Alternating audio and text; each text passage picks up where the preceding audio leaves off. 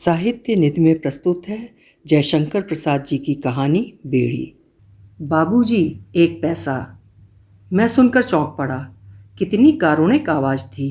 देखा तो एक 9-10 बरस का लड़का अंधे की लाठी पकड़े खड़ा था।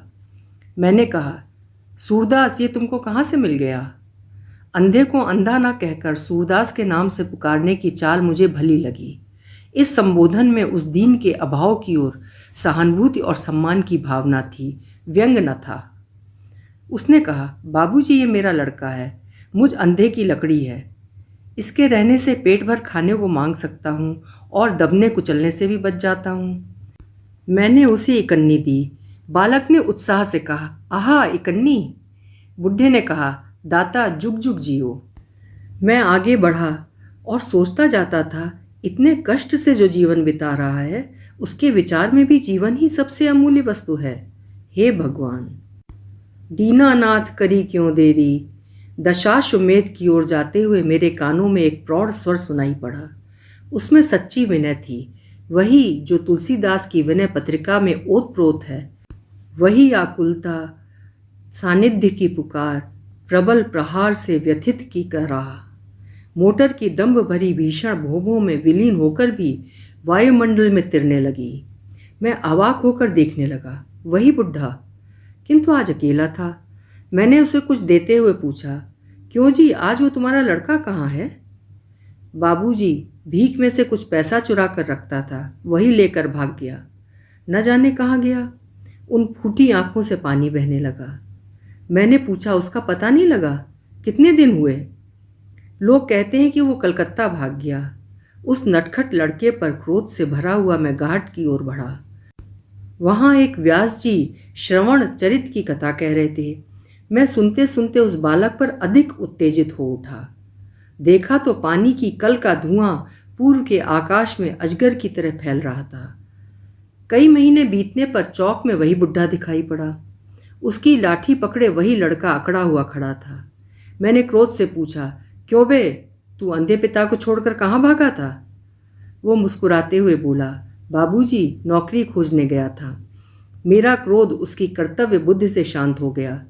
मैंने उसे कुछ देते हुए कहा, लड़के, तेरी यही नौकरी है, तू अपने बाप को छोड़कर न भागा कर।